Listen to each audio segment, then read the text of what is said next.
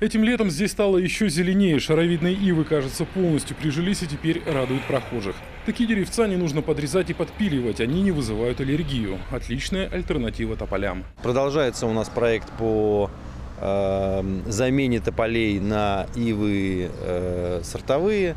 Они сегодня в питомнике в интернате номер 3 и тоже прижились и будут высажены. На следующей неделе часть и по осени часть будет высажена на сапогах, на памятник сапогам, ну и по социальным учреждениям района. Чуть дальше на склоне заколосилась трава. Результат довольно смелого эксперимента. Раньше от дождевой воды этот склон регулярно промывало, отчего земля буквально сползала на дорогу. Проблему решили инновационным методом. Застелили участок натуральным льняным полотном с семенами луговых растений. В течение прошлого лета, конечно, мы собрали определенный негатив в том плане, что вроде бы постелили, а он не пророс. Но, как видите, в этом году он у нас заработал и дает неплохой, так сказать, урожай травы.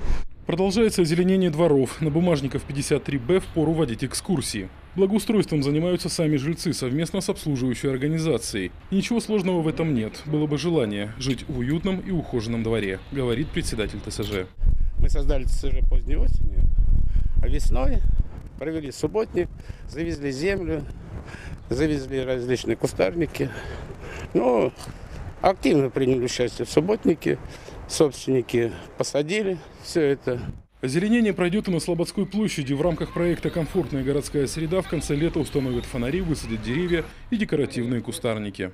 Помимо дворовых территорий, которые в этом году будут делаться в Эжинском районе, у нас попала в эту программу Слободская площадь.